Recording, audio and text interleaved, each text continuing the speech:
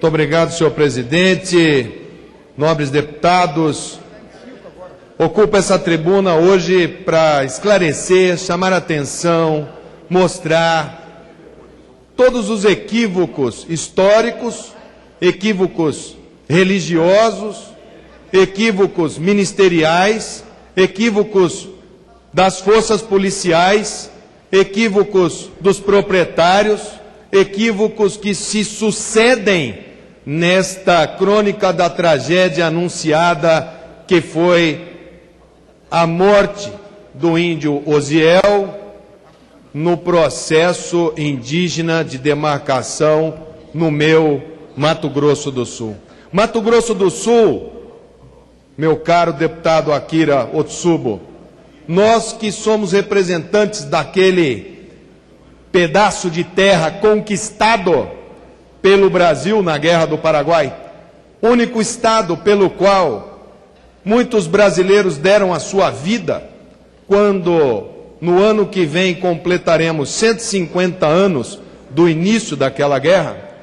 Quando as pessoas falam Mato Grosso do Sul, não se lembram, não imaginam o quanto a ocupação do solo daquele estado foi organizada exatamente em função deste episódio traumático que foi o final da Guerra do Paraguai. Naquele momento, Barão do Rio Branco foi decretado, nomeado como interventor no Paraguai. A proposta da Argentina, deputado Quartiero, era que o Paraguai deixasse de existir como nação e que o Rio Paraguai fosse um marco, a banda oriental fosse da Argentina, a banda ocidental fosse brasileira. Como o Brasil não tinha interesse de ter uma Argentina tão grande que chegasse até a divisa com a Bolívia, no Rio Pilcomayo, fez-se então um conceito chamado Utiposidetes, aonde os países vizinhos do Paraguai que demonstrassem a sua presença teriam reconhecido como limite territorial tácito.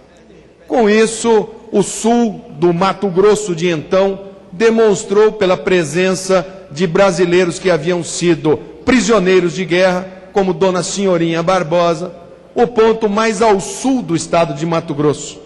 E como se falava a língua portuguesa por aquelas pessoas, então ali foi decretado como Brasil. Paralelo a essa questão das divisas, Solano Lopes, quando invadiu o Brasil pelo sul de Mato Grosso, ele passou as terras para o nome da sua esposa, Elisa Lynch, que quando termina a guerra, contrata Rui Barbosa como seu advogado e toca uma questão contra o Império, requisitando as terras do sul de Mato Grosso. Ela perde a questão e aquelas terras passam a ser devolutas.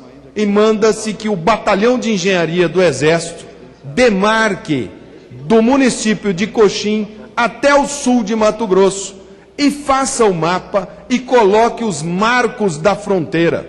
Por isso que a fronteira de Mato Grosso do Sul com o Paraguai é uma fronteira seca, não feita por acidentes naturais, não é feita por rios.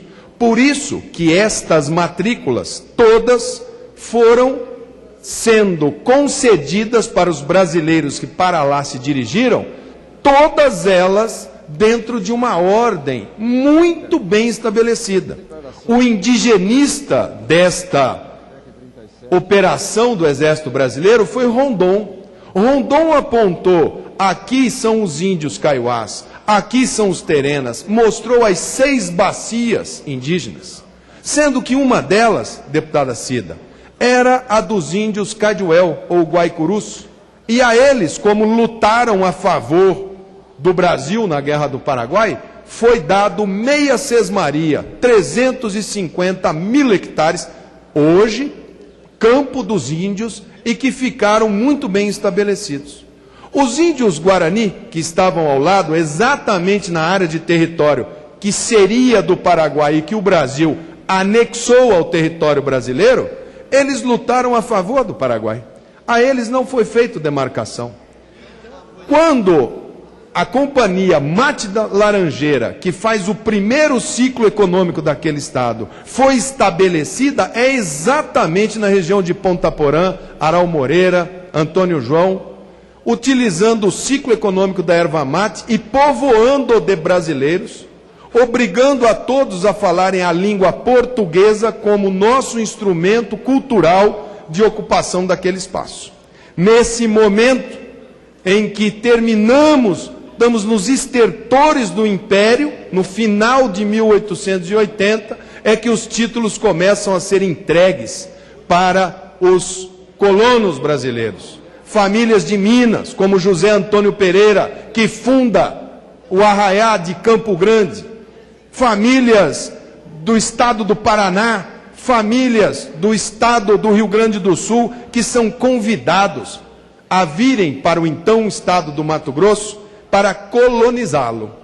E os títulos vão sendo dados pela União em cima de uma matrícula perfeita, com os cartórios, que são autarquias, perfeitamente funcionando. Mato Grosso do Sul não tem problema de grilagem. Mato Grosso do Sul não tem problema de poceiros.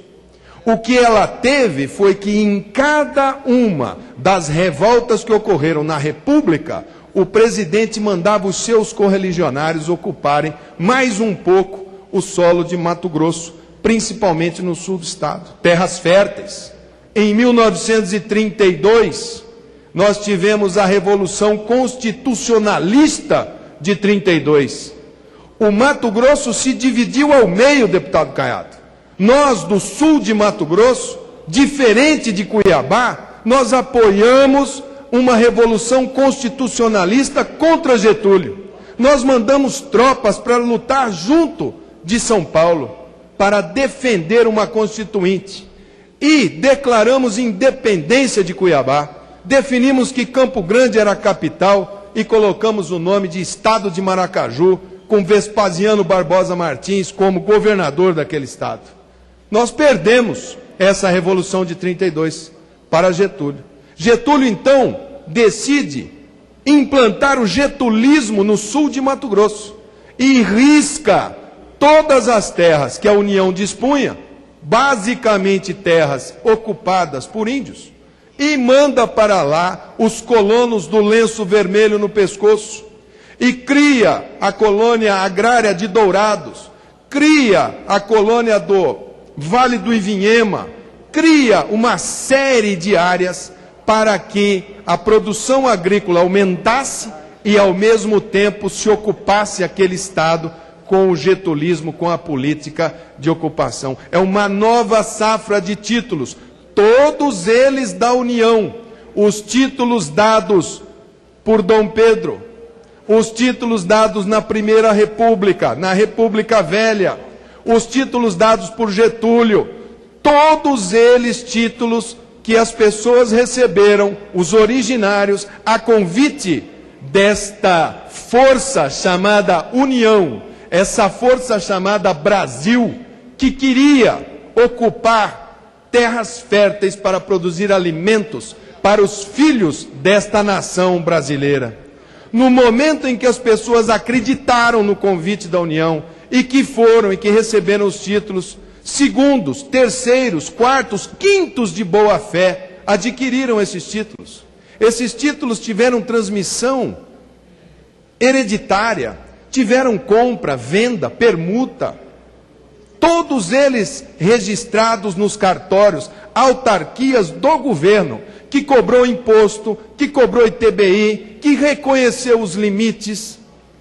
Nos anos 60, a abertura da fronteira agrícola do centro-oeste brasileiro. Todo o centro-oeste brasileiro recebeu incentivos para que as pessoas fossem para Mato Grosso, para Goiás, para Mato Grosso do Sul, para Rondônia, para o Acre, para fazer com que a produção agrícola brasileira pudesse sair das suas acanhadas possibilidades produtivas do Rio Grande do Sul, Paraná e Santa Catarina e passássemos a ser o celeiro do mundo, construído com o suor de Mato Grosso do Sul, de pessoas que foram para lá trabalhar criar os seus filhos dentro da ordem, dentro da lei, dentro daquilo que nós entendemos como civilização. Terminando a linha de ocupação dos anos 60, abertura da fronteira agrícola, nós vimos cada vez em que se falava, vamos produzir mais, vamos abrir o Mato Grosso do Sul, vamos, sempre a convite do governo federal, sempre com títulos emitidos pelo governo, sempre com as pessoas indo para lá para construir os seus sonhos por encantamentos dos diferentes governos.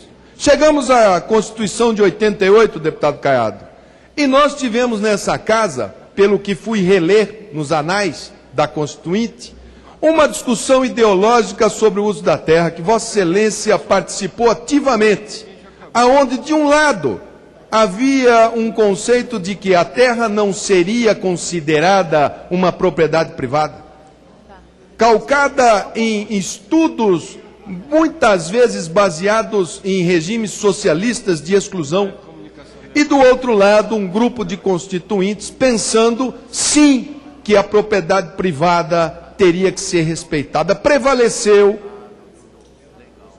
expressamente no texto constitucional que a terra deve ter sim o seu uso, deve sim cumprir a sua função. Porém, se a União que a titulou, que deu à pessoa a propriedade, entendesse que ela não fosse produtiva, ela indenizaria a terra nua e as benfeitorias.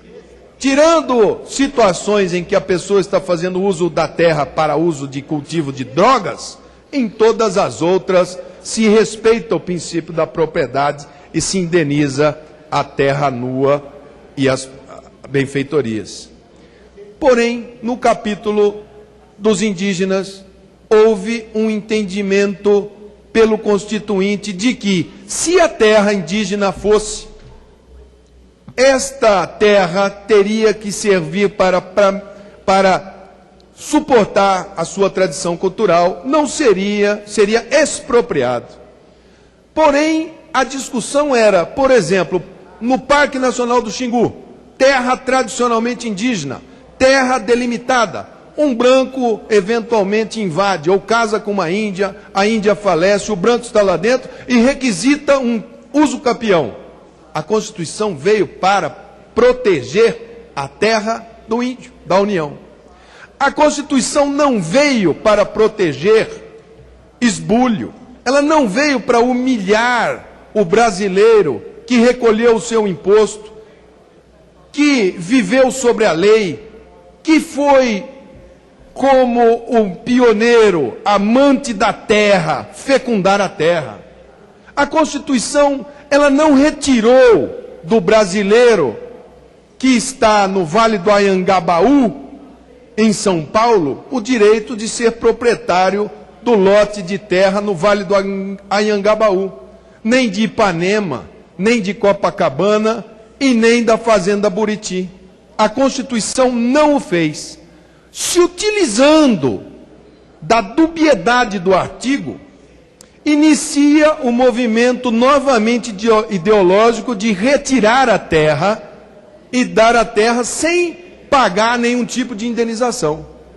Construído dentro da Igreja Católica, dentro do Conselho Indigenista Missionário, que tem como missão, desde que aqui aportou da Companhia de Jesus, os jesuítas, e fizeram aquela epopeia no estado de São Paulo com os tamoios, desde aquela época que a igreja entende ser a sua missão proteger, embora no mais das vezes ela tenha ajudado a dizimar muitas nações indígenas. Quando estes mesmos estudos passaram a ser feitos pela FUNAI, fez a igreja e o governo Fernando Henrique Cardoso baixou esse decreto pelo ministro Nelson Jobim, dando à FUNAI, e exclusivamente à FUNAI, a competência de fazer o estudo antropológico para saber se determinada terra é indígena ou não. Basta que um índio diga, esta terra foi dos meus antepassados, que se inicia o processo de estudo. Esse processo é feito no âmbito da FUNAI. O proprietário não pode impedi-lo judicialmente. Se ele discordar, ele tem que contratar um antropólogo para questionar no âmbito da própria FUNAI. Nunca ninguém conseguiu reverter um laudo dentro da FUNAI. A FUNAI manda para o Ministério da Justiça. O grupo que analisa é todo ele instrumentalizado pela igreja. Dentro do Ministério da Justiça, o ministro recebe os pareceres para homologar, homologa. Quando homologa, esse estudo vai para a Casa Civil. A Casa Civil, refém deste assunto, passa esse assunto e a Presidente da República assina a demarcação sob pressão do Judiciário, sob pressão do Ministério Público, sob pressão da Igreja e sob a pressão dos grupos internacionais que estão muitas vezes atrás de interesses escusos, fazendo pressão sobre o governo brasileiro e constrangindo, trazendo o governo brasileiro de joelhos sobre o pretenso argumento de cuidado de povos indígenas. Isto já foi longe demais. Isto vem se traduzindo em uma série de ações que tensionam o clima no campo. Esperamos a julgamento de Raposa Serra do Sol. Feito, lá vieram as condicionantes, 18 condicionantes, para se demarcar uma determinada terra como indígena. Um lado comemorou, o outro lado não. Porque uma das condicionantes, deputado Reinaldo Azambuja, era de que somente terras, na data da publicação da Constituição, 5 de outubro de 88, pudessem ser passíveis de demarcação. Isso desagradou. Entraram com embargos declaratórios nessa ação e pressionam o Supremo para que não julgue, para que dê tempo de fazer desse país uma grande praça de conflito judicial, para não deixar que a ação da Raposa Serra do Sol seja vinculante. Não sendo vinculante, nós teremos vastas áreas do país para que proprietários individualmente briguem contra ONGs, contra a igreja, contra a opinião pública e contra o nosso homem urbano.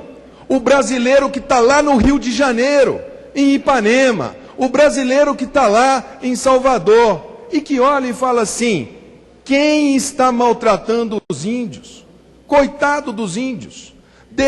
Tem tanta terra, fazendeiro de Mato Grosso está explorando o índio. Retire-o de lá, dê para o índio. E assim nós vamos fazendo arbitrariedades. E assim nós vamos tratando diferente brasileiros que estão construindo essa nação. O governo da presidente Dilma, há 2 meses atrás, a ministra da Casa Civil, alertada sobre a situação do norte do Paraná, pediu um estudo para a Embrapa, utilizando uma válvula que tem no decreto do então ministro Jobim, de utilizar outros órgãos. Então ela pede para a Embrapa. A Embrapa resta provado que aquela região já está ocupada há muito tempo, que ali não seria uma área indígena. Suspende a ministra da Casa Civil qualquer estudo a posteriori no estado do Paraná. Passados 15 dias, o governador do Rio Grande do Sul leva e fala: olha, estão querendo a FUNAI do Rio Grande do Sul as terras dos gaúchos.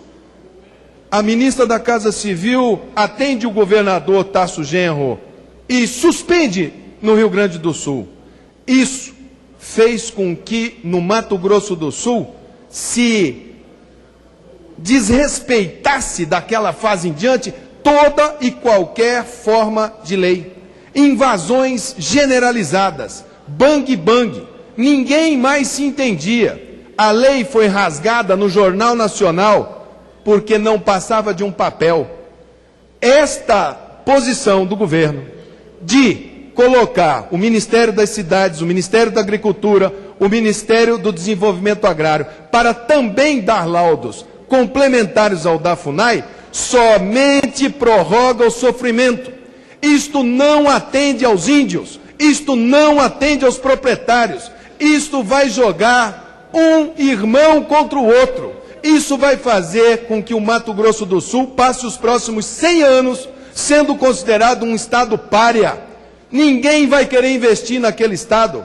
O Ministério Público utiliza de forças coercitivas para que as pessoas não comprem produtos daquele estado. Nós estamos numa situação em que ou nós entendemos que há de se construir um pacto indígena para que índios que estão no isolamento tenham um tratamento, índios em áreas antropizadas tenham outro, e que a União indenize aqueles que foram convidados por ela para ocupar o solo desse país. Que a União não faça como foi feito na véspera da morte do índio Osiel, aonde eu estava presente na reunião e gravei, dizendo, primeiro, a Polícia Federal não vai lá fazer nenhum tipo de retirada de índios. Quem tem que fazer é a Polícia Militar, como foi feito e falado pelo ministro Adams, pelo ministro José Eduardo. Não cabe para a União falar que mais 5 ministérios suspende para a demarcação. Fiquem tranquilos, mas nos ajudem, porque a opinião pública vai nos cobrar a responsabilidade. Nós não vamos ser aval de medidas protelatórias covardes, como essa de colocar mais 5 ministérios para deixar a igreja do lado dos índios e a igreja do lado daqueles que ela entende que seja sua missão. Fica aqui um apelo de um deputado federal que assiste no seu primeiro mandato. Esta casa hesitante, com invasão desse plenário, sem saber como fazer, com um presidente acuado. Fica aqui a impressão deste parlamentar de Mato Grosso do Sul de um governo hesitante, acuado, com medo de enfrentar um problema histórico de todos nós, brasileiros, e que cobra, nesse momento, responsabilidade da chefe da nação, para que ela não passe mais constrangimentos, como aquele que passou em Mato Grosso do Sul há 40 dias, quando ela foi vaiada por 2.000 proprietários rurais. Presidente Dilma, se a senhora for a Mato Grosso do Sul, a senhora será vaiada por 2.300.000 habitantes. Muito obrigado, senhor presidente.